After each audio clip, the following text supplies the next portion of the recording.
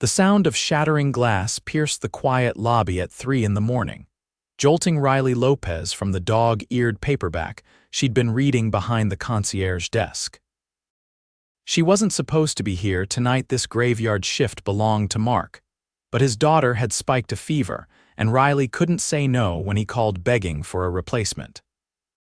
That's how she found herself manning the marble-topped desk at the Palladium, one of Manhattan's most exclusive boutique hotels, wearing yesterday's blouse and fighting to keep her eyes open. The crash came from the direction of the bar technically closed 2 hours ago, but Riley knew that certain high-profile guests sometimes received after-hours service. She rounded the desk, smoothing her skirt, mentally rehearsing the polite but firm speech about noise regulations she'd deliver to whichever entitled guest was causing the disturbance. What she found instead was a tall man in a rumpled suit, on his knees attempting to gather shards of what appeared to have been a crystal tumbler. The bar was dark except for a single light, and the bartender was nowhere to be seen. "Sir," Riley called out, "please don't touch that. You might cut yourself." The man looked up, and even in the dim light, Riley could see he was handsome, disheveled, but classically good-looking, with dark hair that fell across his forehead and intense eyes that seemed almost gray in the low light. His tie hung loose around his neck, and his white shirt was partially untucked. "I was just trying to get some water," he said, his voice carrying a slight rasp.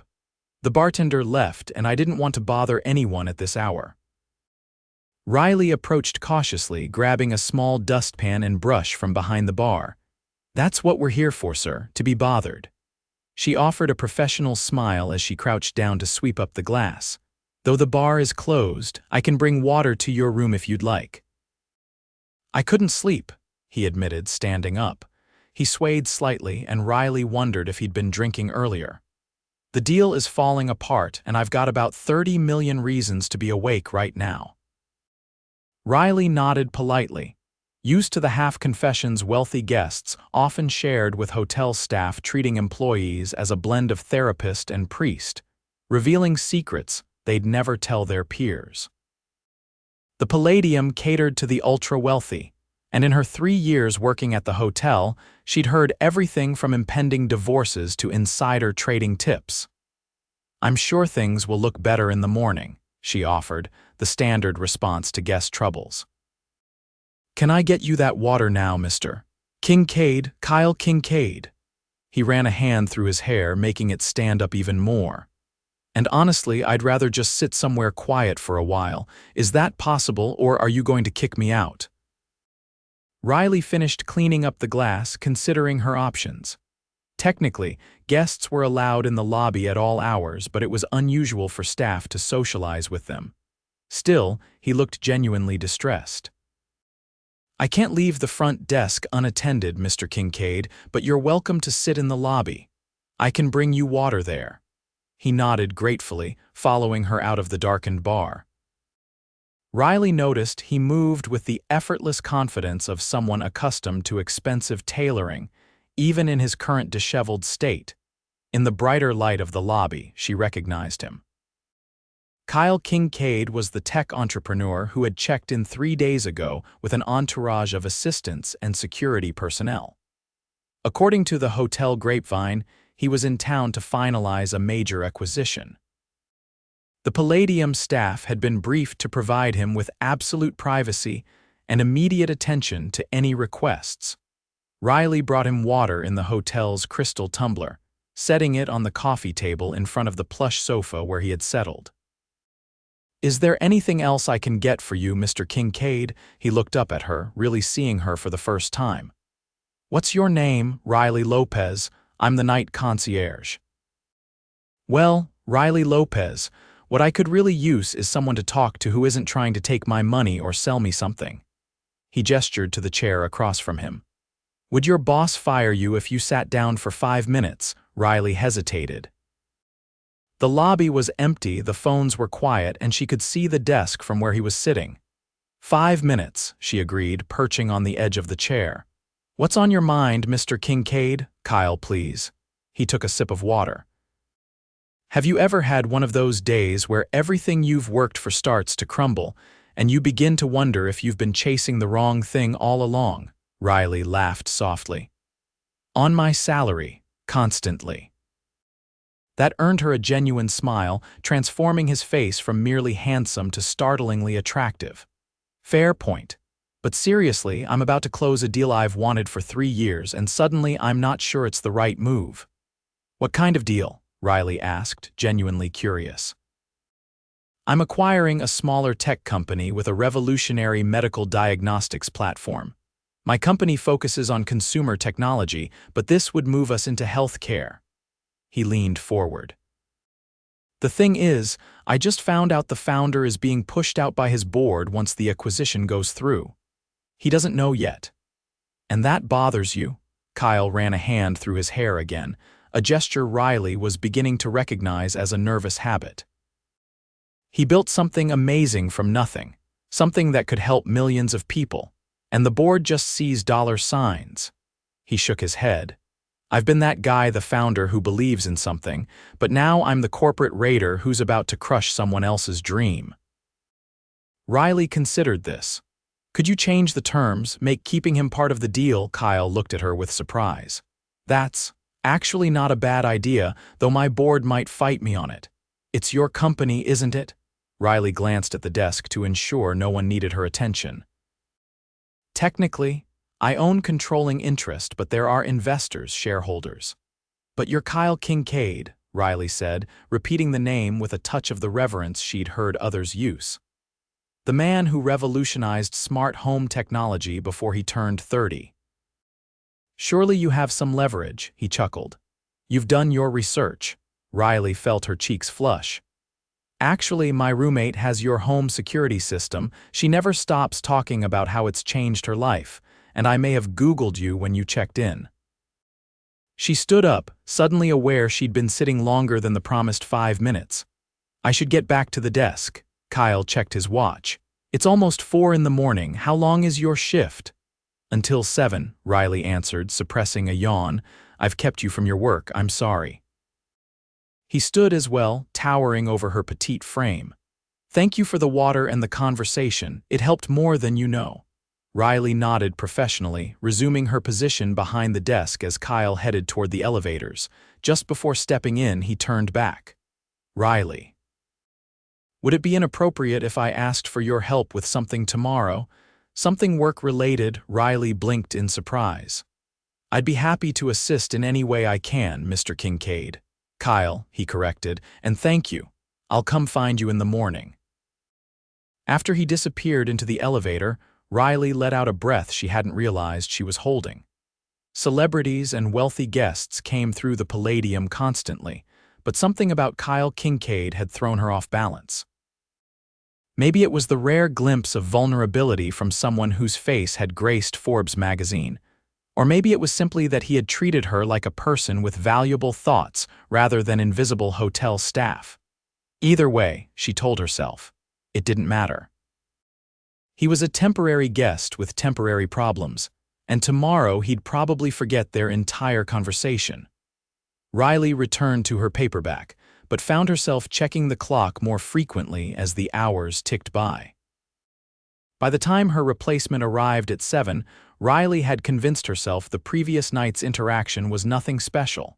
She gathered her things, ready to head home for some much-needed sleep before her regular evening shift.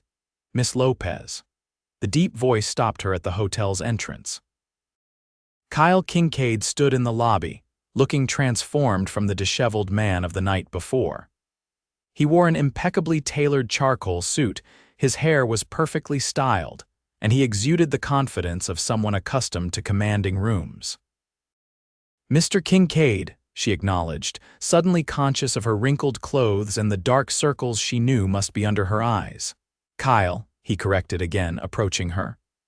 I was hoping to catch you before you left. I meant what I said about needing your help.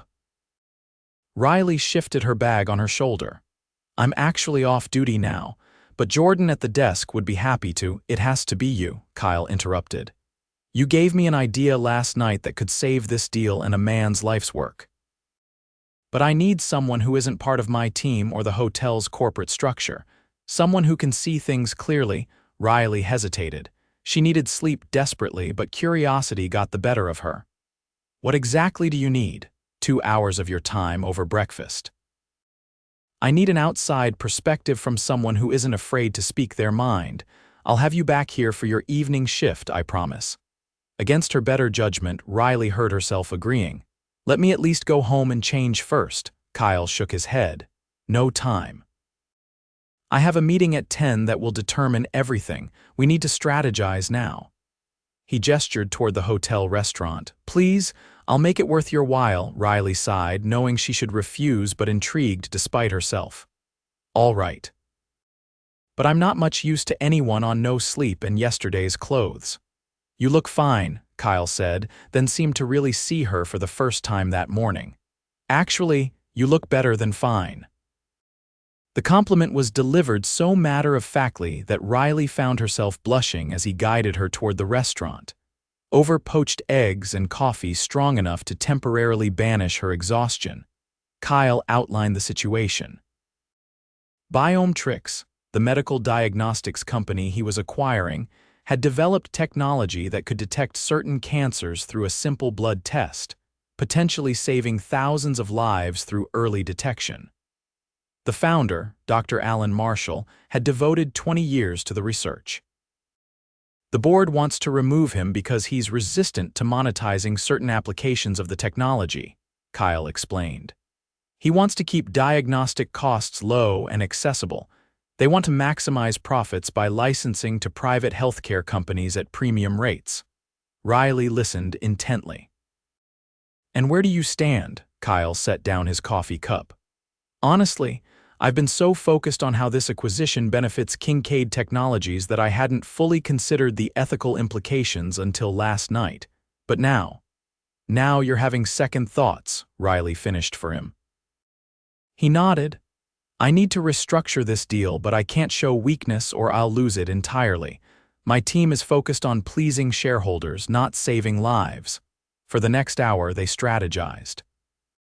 Riley found herself drawing on negotiation tactics she'd learned from years of placating demanding hotel guests, while Kyle applied his business acumen to reshape their ideas into actionable strategy. Despite their vastly different backgrounds, they worked surprisingly well together. You're remarkably good at this, Kyle said as they finished their second pot of coffee. Where did you learn to think like this? Riley shrugged. Single mom, 3 younger siblings. I've been negotiating and problem-solving since I was old enough to talk. And yet you're working night shifts at a hotel. I'm working toward my business degree, Riley explained. Part-time while supporting myself. The Palladium pays well and works with my class schedule. Kyle checked his watch and sighed. I need to go prepare for this meeting. But you've been incredibly helpful, Riley. More than you know. As they stood to leave, Kyle hesitated. Would you be willing to attend the meeting with me? As my consultant, Riley laughed in surprise. Me, in a multimillion-dollar negotiation. I'm wearing yesterday's clothes and I've been awake for 24 hours. We can fix both those problems, Kyle said decisively. He pulled out his phone and made a quick call. My assistant will meet you upstairs with everything you need. Room 1225. Can you be ready in an hour? Before Riley could fully process what was happening, she found herself agreeing. This was madness, completely outside her normal life, but something about Kyle Kincaid made saying no seem impossible. 50 minutes later, Riley stood in front of a mirror in a luxurious boutique dressing room, hardly recognizing herself. Kyle's assistant, an efficient woman named Vivian, had whisked her to a high-end store that opened early specially for them, where she was fitted for a sleek navy pantsuit that made her look like she belonged in a boardroom. Her hair had been styled, makeup applied by a professional, and she'd even been given a briefcase containing the meeting notes. Mr. Kincaid said to tell you he appreciates your insight and wants you to feel comfortable speaking during the meeting, Vivian explained as they rode back to the hotel in a private car. Riley's head was spinning. Just hours ago, she'd been an exhausted night concierge, and now she was heading into a corporate acquisition meeting dressed like a business executive. The reality of the situation started to hit her. "I can't do this," she murmured.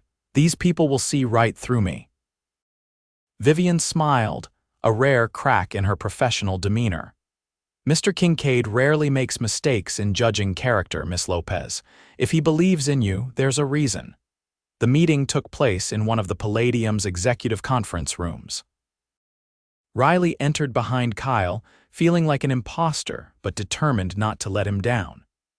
Around the polished table sat 6 serious-faced men and women in expensive suits, along with a distinguished older man Riley immediately recognized as Dr. Marshall from the briefing materials.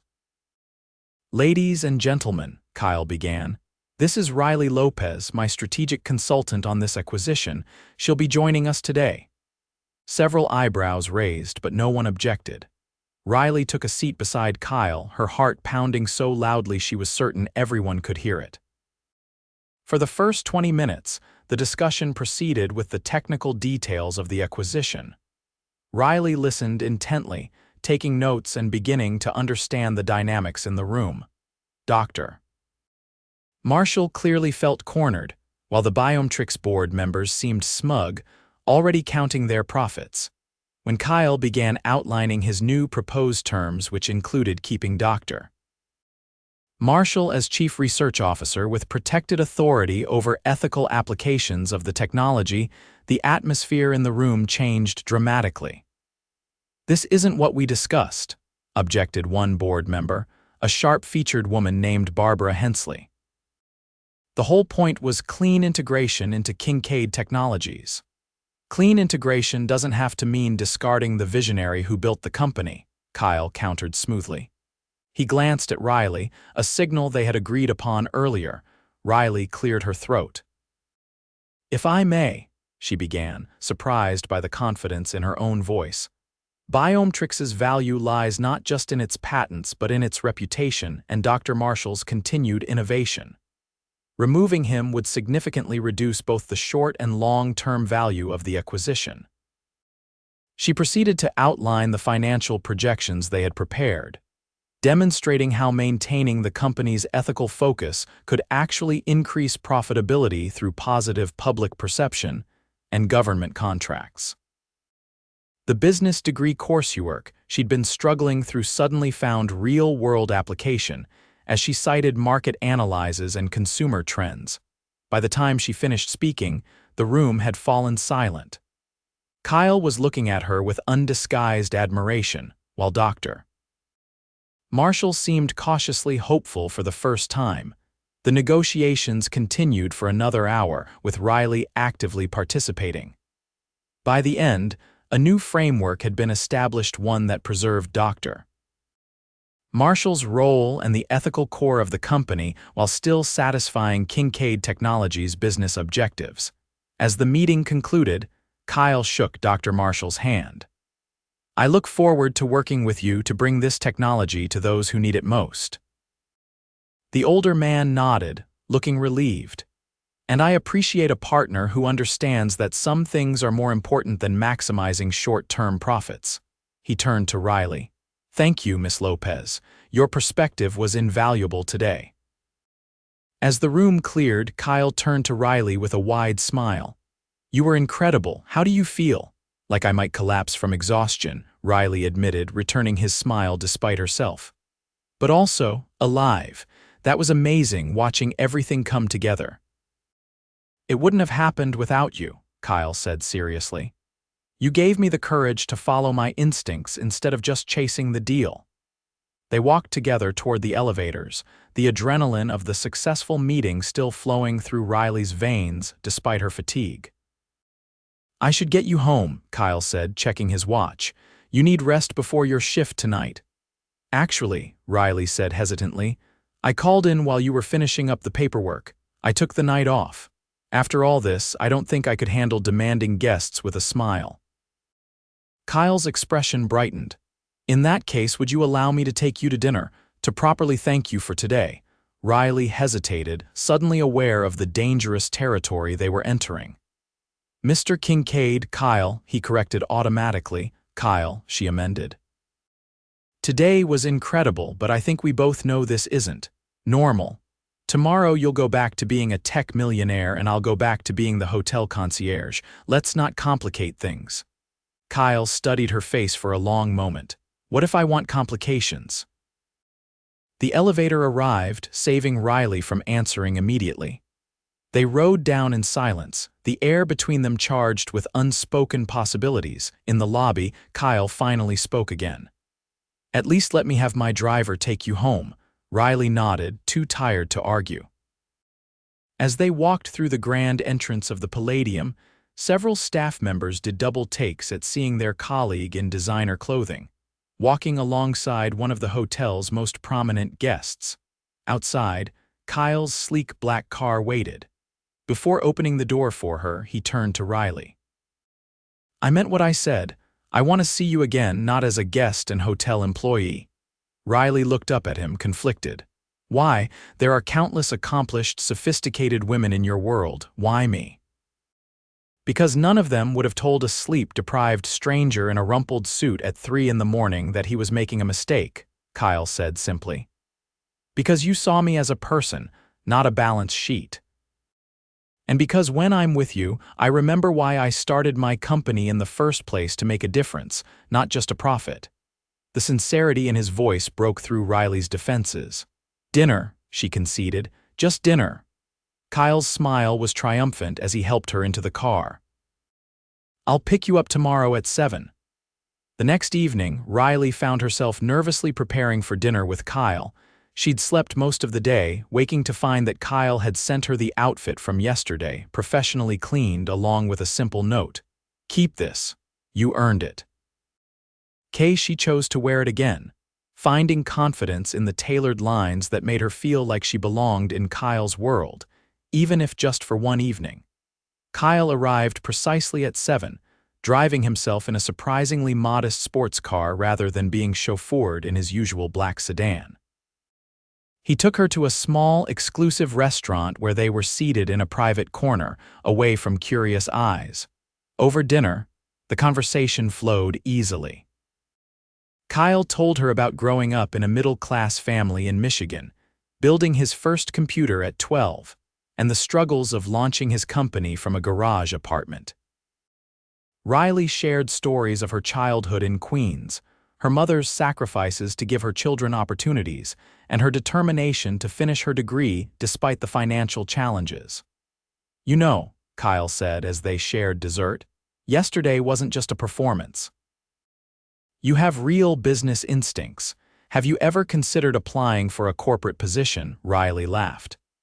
With my unfinished degree and service industry background, those resumes go straight to the rejection pile. Kyle leaned forward.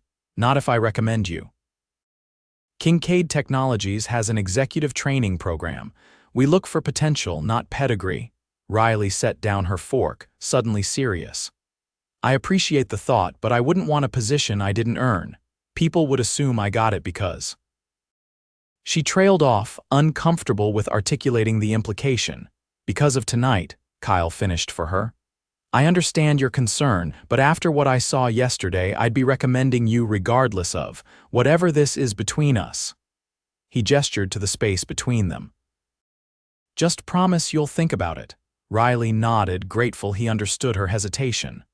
I will. Over the next week, Kyle extended his stay at the Palladium. Riley returned to her regular evening shifts, but each night after she finished work, Kyle would be waiting. Sometimes they went out for late dinners. Other times they just walked through the quiet Manhattan streets, talking until dawn approached. On her days off, he showed her parts of New York she'd never experienced despite living there her whole life: private art galleries, exclusive rooftop gardens, a helicopter tour of the city lights. Riley found herself falling for him despite her better judgment. Kyle was nothing like she'd expected a tech millionaire to be. He was thoughtful, genuinely interested in her opinions, and refreshingly down to earth despite his wealth. When he talked about his work, his passion for innovation and positive impact shone through. For his part, Kyle seemed equally captivated. He confessed that his life, despite its material comforts, had been lonely, filled with people who wanted something from him rather than genuine connections. "With you," he told her one evening as they sat on a park bench watching the sunrise, "I don't have to be Kyle Kincaid, CEO. I can just be Kyle." On their last night together before Kyle was scheduled to return to San Francisco, he invited Riley to dinner in his penthouse suite. She arrived to find the terrace transformed with twinkling lights and flowers, a private chef preparing dinner, and a view of Manhattan that took her breath away. "This is too much," Riley protested weakly, even as she took in the magical setting. "Actually, it's not enough," Kyle said, taking her hands in his. "Riley, these past 10 days have been the most genuine, refreshing time I've had in years. I don't want it to end tomorrow." Riley felt her heart constrict. "Kyle, we live in different worlds. You're returning to California to board meetings and billion-dollar decisions. I'll be here, checking in guests and finishing my degree." "What if you didn't have to be?" Kyle asked softly. "What if you came with me?" Riley stepped back, surprised by the offer. "To California." "Kyle, I can't just abandon my life here. My family, my studies, you could transfer to Stanford or Berkeley," Kyle suggested. "I have connections at both. Your family could visit whenever they wanted, and you could start that executive training program we discussed." The offer was tempting, more than tempting, but something held Riley back. "I can't build my life around a man I've known for 10 days, no matter how incredible those days have been, and I won't be a charity case." Kyle ran a hand through his hair in frustration, the gesture she now found endearingly familiar. "That's not what I'm offering. I'm offering a chance for both of us. A chance to see if what we've started here could grow into something real and lasting." Riley turned away, looking out at the city lights. "And what happens if it doesn't work out? I'd be stranded across the country, dependent on you with nothing of my own." Kyle was quiet for a long moment. When he spoke again, his voice was thoughtful. "You're right. I'm rushing this because I'm afraid of losing you, but that's not fair to you." He moved to stand beside her at the terrace railing. "What if we try something else? I have to be in New York at least 1 week each month for business. We could continue seeing each other during those visits. And maybe sometimes you could come to San Francisco for a weekend, as my guest, no strings attached. We give ourselves time to see if this is real." Riley considered his proposal. It was reasonable, respectful of her independence, and acknowledged the reality of their different circumstances. "That could work," she said finally, turning to face him. "But I need to know something first." "Anything," Kyle promised. "Is this just the thrill of something different for you? The regular girl who treated you normally when everyone else was intimidated by your success?" "Because novelty wears off, Kyle." Kyle took her face gently between his hands. "Riley Lopez, from the moment you swept up that broken glass and told me with perfect professional courtesy that you were there to be bothered, I knew you were extraordinary. Not because you treated me normally, but because you saw me clearly when I couldn't even see myself. This isn't about novelty. It's about finding someone who makes me better than I am alone." His sincerity was unmistakable, and Riley felt the last of her reservations melting away. When he kissed her, there on the terrace with the city spread out below them, it felt like a beginning rather than an ending. 1 year later, Riley adjusted the tassel on her graduation cap, scanning the crowd until she spotted her mother and siblings waving enthusiastically from their seats. Beside them sat Kyle, looking proudly at her as she prepared to accept her business degree. The past year had been a whirlwind of changes. After 6 months of their bicoastal relationship, Riley had accepted a position in Kincaid Technologies' executive development program, but in their newly established New York office, not in San Francisco. Kyle had expanded east, partly to grow the business and partly to be closer to Riley. They had maintained separate apartments, building their relationship carefully while preserving Riley's independence. Her new position had been challenging, pushing her to grow professionally while using the natural talents that Kyle had first recognized during their improvised strategy session. She had insisted on keeping her identity as Kyle's girlfriend separate from her professional role, earning respect from colleagues through her own merits rather than her relationship with the CEO. As she crossed the stage to receive her diploma, Riley caught Kyle's eye again. The love and pride she saw there filled her with warmth. Later, as family and friends celebrated at the restaurant Kyle had reserved, he pulled her aside for a quiet moment. "Congratulations, graduate," he said, handing her a small wrapped package. "I'm so proud of you." Riley unwrapped it to find a key. "What's this?" "The key to our future if you want it," Kyle said softly. "I've been thinking about what you said when we first met about the founder of Biometrics being pushed out of his own company. It made me realize that I've been so focused on expanding Kincaid Technologies that I've lost sight of why I started it. I want to refocus on innovation that helps people, not just profits." "That sounds wonderful," Riley said, still confused about the key. "But what does that have to do with this?" "I'm establishing a foundation focused on making technology accessible to underserved communities. It will be headquartered here in New York." Kyle took her hands. "And I'd like you to run it with me, as my partner in every sense. That key is to the brownstone I bought for us if you're ready to take that step." Riley stared at him in amazement. "You want me to run your foundation? Kyle, I just graduated." "You've already proven you have the insight and heart for this work," Kyle said confidently. "And more importantly, you've shown me what really matters. This past year, balancing between coasts, I've realized that home isn't San Francisco or New York. Home is wherever you are." Riley felt tears welling in her eyes. "Are you asking me to move in with you?" Kyle smiled, reaching into his pocket to pull out a small velvet box. "I'm asking for much more than that if you'll have me." As he dropped to one knee in the quiet corner of the restaurant, Riley's family watching discreetly from a distance, Riley reflected on how a single night shift, one she almost didn't take, had changed her life forever. "Riley Lopez," Kyle said, opening the box to reveal a stunning but tastefully modest diamond ring. "You came into my life when I was lost, showed me what really matters, and made me believe in something more important than success.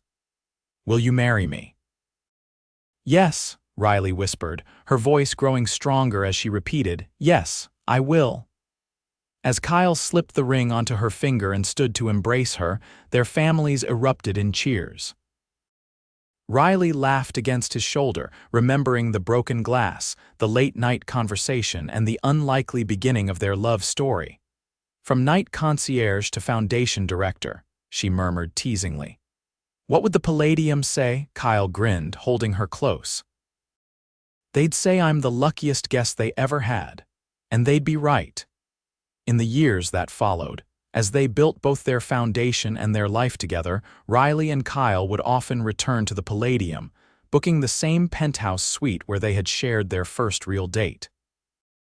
The hotel staff, many of whom had known Riley as a colleague, always welcomed them warmly, no longer as employee and guest, but as the couple whose love story had begun with a broken glass at 3 in the morning, and the night shift concierge who had been there to help.